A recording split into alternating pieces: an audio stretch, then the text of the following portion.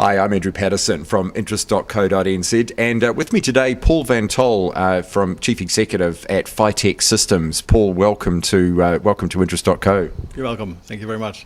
So, Paul, you're one of the earlier high-tech businesses in New Zealand. Just tell us a bit about the evolution of the company and particularly some of the issues that you've had to deal with along the way. If you know my background, I used to manage a TMT fund for a number of years. So we invested in a number of companies, and they all go through fairly similar patterns. A very passionate founder, and then a period where I'd say reality kicks in, and it becomes hard.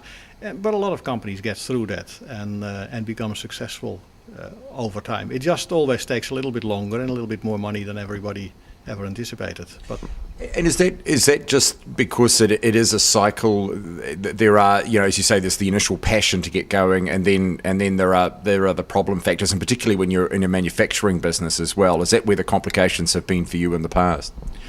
Yeah, I think scaling has been difficult for the company.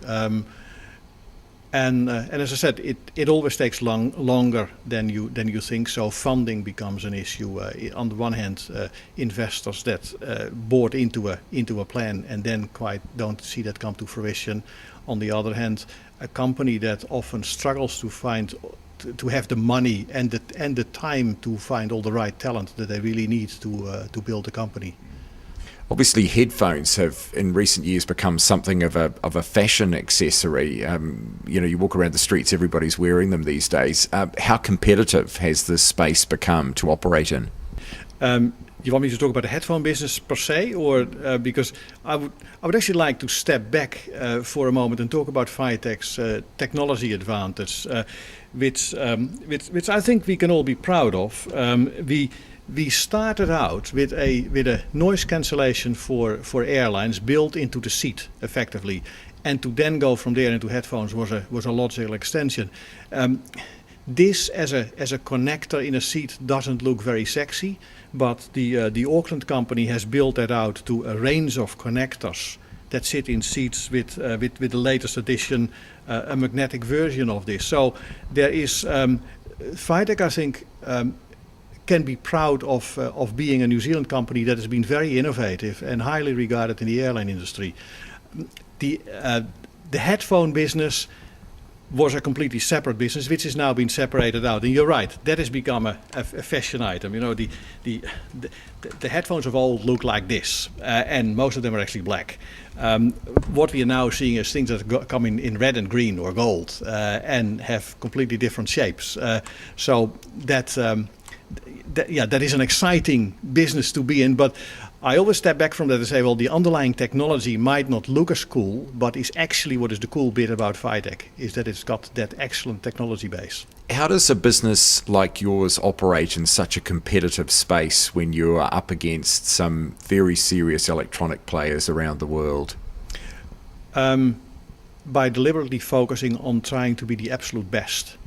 And there are a lot of contract manufacturers that, from Fujicoms, Foxcom, Innovation, they all offer noise-cancelling headphones to their customer base. But they all have to develop it fairly quickly and come to a certain level and can't break through that. So Phitek has always tried to be a step or two up from average. Now that has got, of course, some disadvantages. It means that you can never do it quite cheaply enough, so you're always in the high end of the market. But the good news now is that we see the high end of the market break through.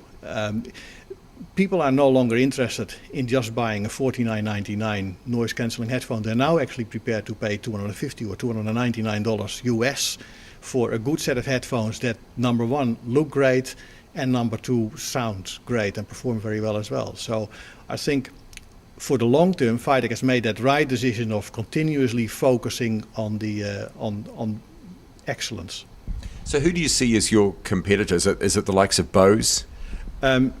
Yes, Bose, Sennheiser, they are the competitors, and they have their own proprietary technologies. Where Phitek is different is that we have a technology platform that we offer to a number of other brands. And as I said to you before, Andrew, I can't actually mention the brands, but we we are part of some fairly successful headphones and earphones by some big brand names actually.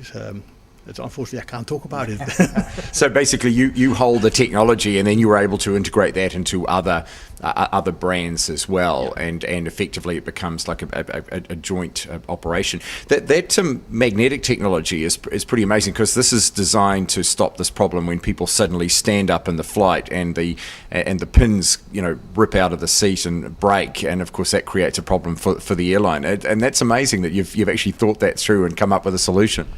Yeah, it sounds so simple in hindsight, but when we first presented it to the airlines, they were all drooling over the stand, and we now both through Panasonic and Thales, the large in-flight information systems or in-flight entertainment systems providers, as well as directly with airlines. We are talking to just about every airline in the world at the moment about this technology, because they all recognize the immediate benefit of it. And you've patented that.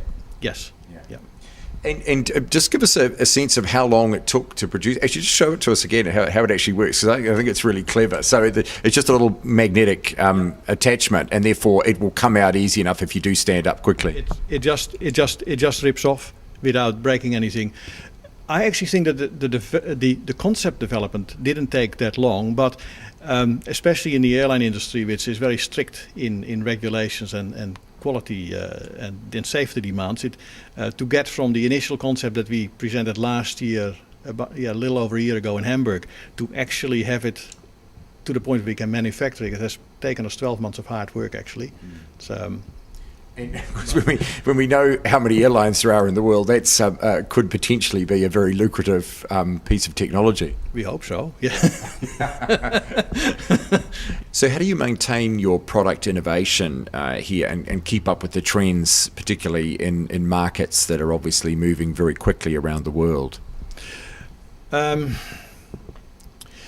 What we're trying to do is when somebody has got a good idea to just socialize that with some of our key contacts in the industry, both within our customer base and some people that we work with outside. That if those people say, well, that's a dumb idea, then we tend to stop. But if people's eyes light up, then we will present a prototype at the next trade show and see whether there's real interest. So we don't go into a full-blown product development until and unless we've tested the market, and almost until we've got a first tentative order in place. And I think that has been important for Phitek to realize that you can't spend all your time and money on a development in the hope that it will take off. You really have to do your connection to the market and your validation of the concept early on.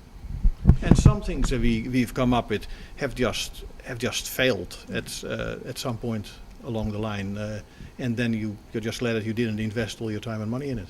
But that's pretty standard, isn't it? It's the ability to recognise what perhaps is going to work and where you should be cutting your losses at a certain point. Yeah, absolutely. But I think Phitek, like other companies that I've been involved in, have made that mistake in the past of just getting too much absorbed in their own idea and thinking this is great and surely the whole world must think this is great without the reality checks. So I think that's important that we do that. As far as manufacturing goes, obviously some of it is done here, but also quite a bit of it in China. How do you split the manufacturing between those two operations? Well, the connectors are all made in New Zealand, which is nice and easy because it means that we can just hop in the car and drive to the manufacturer. In China, we have a design house where we offer our customers the range from either just the technology platform through to the design and the contract manufacturing. And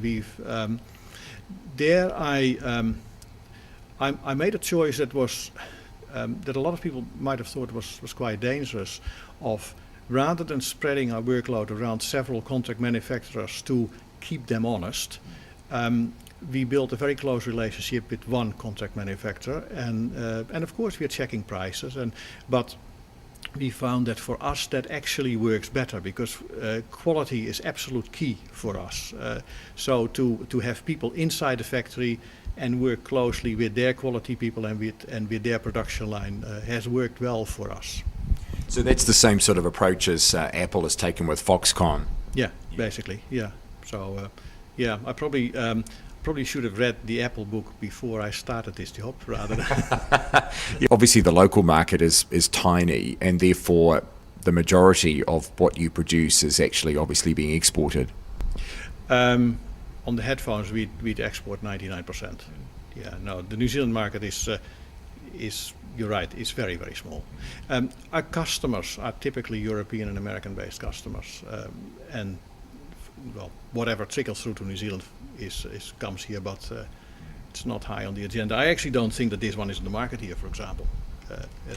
And I've seen another number of headphones that we've made I've never seen in New Zealand.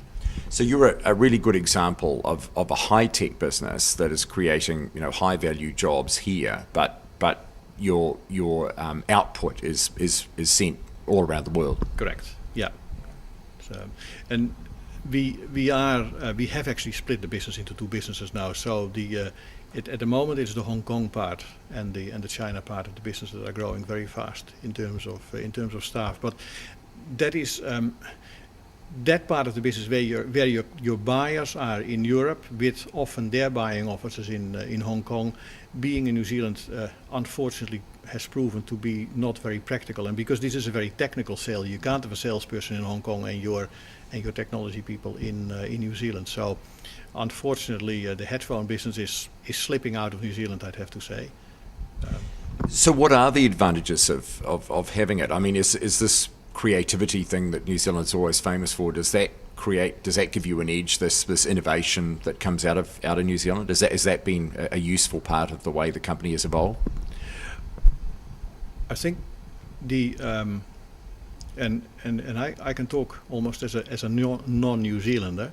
I think what's great about New Zealand is that you can pull a team of people together, and it doesn't matter what job they have. It can be a small team that can cover a very broad range of things. Whereas if you, and what I'm finding and what I'm somewhat struggling with in Hong Kong and China at the moment is that the jobs have to be much better defined and are much more regimented. So I miss that freedom that you have in New Zealand of being able to walk out into the office and say, I've got a problem, who can help me with it? And it almost doesn't, somebody will step up and do it. So I think that is one of the great advantages of starting a business in New Zealand, is that broad outlook that people have here, and that it might be a bit outside my core area, but I'll give it a go anyway attitude. Paul, what have you learnt along the way that you might have wanted to have known when you started out in this business? You do actually, and when I came in, there were some immediate things that I need to confront. We needed to organize a funding. Growth had stagnated, and that needed to be put back on track. I needed to make a number of changes to the team, especially in China. So you go in and you run, and it is a shame that you never have the time really to sit back and reflect on what you are doing and what you have done and how you can learn from that. So when somebody like you comes in and says, well, what have you learned? Then those questions take you a bit by surprise, and you realize that you get too busy almost in a business like this, and that is a shame. Not just because you can't explain to other people what they should be doing and thinking about, but also I think because you run the risk that you do not do as well as you could if you took a little bit more time, and I guess that is the problem of running a small company, is that you have to be everybody everywhere all the time. And I guess what you're saying is, as much as it's easy to say and very hard to do, but you do need to make allowance for that kind of thinking time, don't you? You do actually, and just being here for a couple of days away from China is great, because I actually have, by taking some distance, I already know what I'm going to do slightly differently next week. But you do really need to take that time out. So I would say 52 weeks per year working 7 days a week is not a good idea. Take some time out and relax and sit back. So, and that is really, really hard to do when you're in a fast-growing business. In terms of the problems that you have at the moment, the issues that you're confronting, what are the major ones for you right now? If you'd ask me what is my biggest, and I'm not even talking about the future at the moment, I'm talking about the next 6 months, biggest issue is growth. The audio business is growing through a tremendous growth spurt at the moment, and my biggest issue at the moment is getting enough people and getting enough working capital to actually keep that going. Which is that's a great problem to have actually, compared to where we were a couple of years ago, where things had become quite flat. So to a certain extent, the recession's not really affecting your business too much. No, it actually isn't. I think the recession is affecting people that have gone for the low cost side of the market, where everything has to become cheaper by the week almost. But when you're at the higher end of the market, the recession hasn't really hit us much. And what are the skill sets you're looking for in terms of staffing? Because obviously that is an issue for you. Electronics engineers, mechanical engineers that understand materials very well, because we do a lot in plastics and combination of plastics and materials with paint surfaces, and to get that right and have people that understand and design in the right finish and the right quality is a challenge. Obviously you're very excited about this company and what it offers in the future. I think this is a great company. Yes, I'm very excited actually about the future. It's, I've seen it over the last couple of years. I've seen it break up in 2 separate companies, each of the 2 companies innovating in their own way and doing very, very well. So I am excited. Well, Paul, thanks very much. It's been a real pleasure, and good luck with the business from here. Well, thank you very much. It was a pleasure talking to you, and I hope that other people get inspired by a story of a Kiwi company that actually is doing really well. So all the best to all the other young entrepreneurs that are just starting out.